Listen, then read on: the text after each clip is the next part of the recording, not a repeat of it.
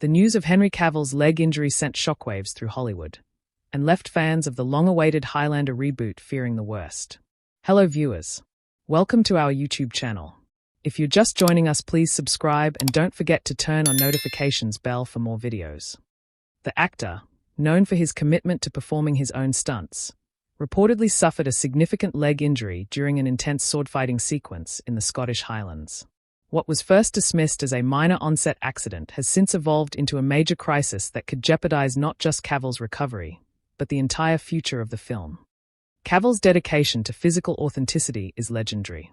From Superman's flight training to The Witcher's grisling combat choreography, he's built a reputation for throwing himself completely into every role. For Highlander, he trained for months with professional sword masters to ensure that every swing and strike looked authentic. But according to multiple sources, that same dedication may have pushed him beyond his limits. Henry was pushing himself incredibly hard, an insider told Screen Leaks. He wanted the swordplay to feel real. No doubles, no cheats.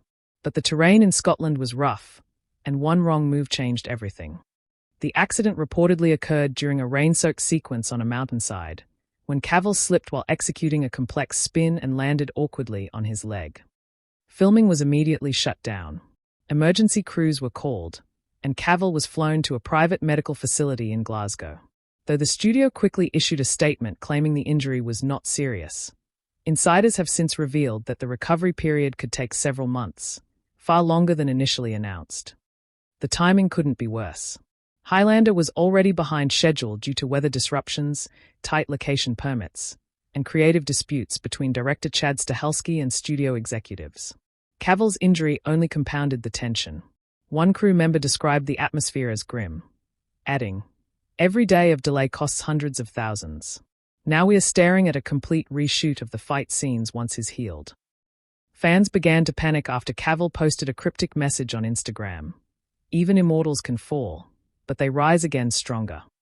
While meant to reassure his supporters, the caption also sparked rumors that his injury was worse than the studio wanted to admit. Some entertainment journalists even speculated that Cavill could be temporarily replaced for action sequences, a move that would undoubtedly outrage fans who see him as the heart and soul of the project. Industry insiders are split on whether Highlander can survive the delay. On one hand, Lionsgate has already invested heavily in marketing and location shoots. Abandoning the project now would be catastrophic. On the other hand, the studio faces mounting insurance claims, budget overruns, and growing skepticism from investors. The question isn't just when Henry can walk again, one production analyst noted. It's whether Highlander will still be worth finishing by the time he does.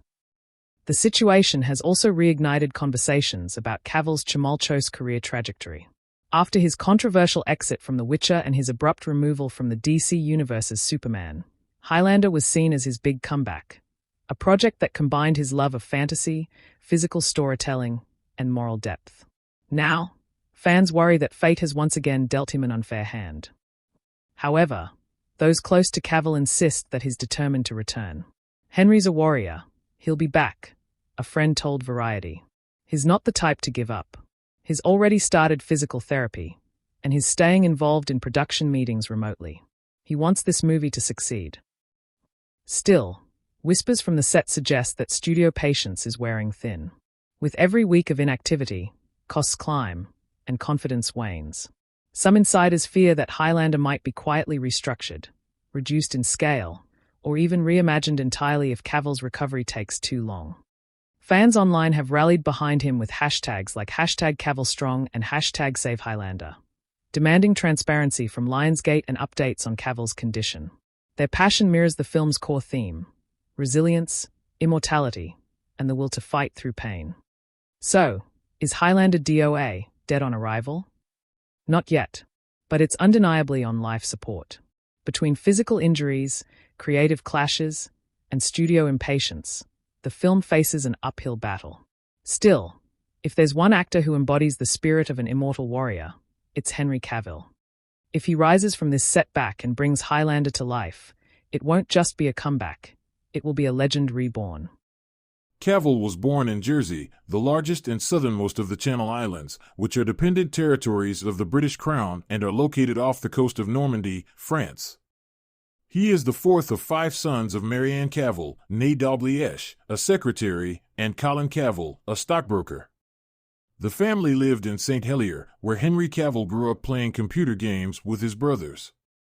At age 13, he left Jersey to attend the Stowe School, a boarding school in Buckinghamshire, England. At Stowe, Cavill developed an interest in acting and participated in school productions, including Grease, A Midsummer Night's Dream, and Tom Stoppard's Dog's Hamlet. At age 16, he and his classmates had the opportunity to be extras in the movie Proof of Life, 2000, starring Russell Crowe. While on set, Cavill introduced himself to the recent Oscar winner, who encouraged him to pursue acting professionally. Cavill soon landed a role in Vendetta, 2001, followed by another in Kevin Reynolds' big-screen adaptation of The Count of Monte Cristo, 2002.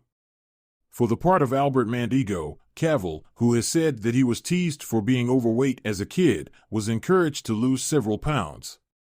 In addition, Cavill had guest roles in a number of British television shows as well as supporting parts in the coming-of-age film I Capture the Castle, 2003, and an adaptation of the Celtic romance Tristan plus Isolde, 2006. During this period, Cavill auditioned for several iconic roles, including Superman and James Bond, which ultimately went to Brandon Routh in Superman Returns and Daniel Craig in Casino Royale, both 2006, respectively.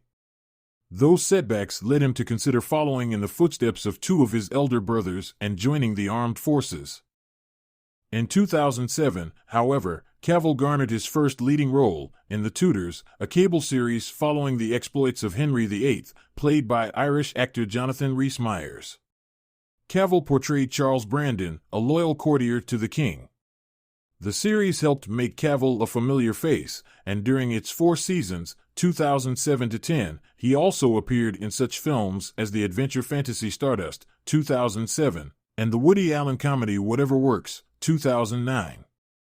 After The Tudors, Cavill proved his skill as an action star, playing Greek hero Theseus in Immortals, 2011, and the son of a CIA agent, played by Bruce Willis, in The Cold Light of Day, 2012.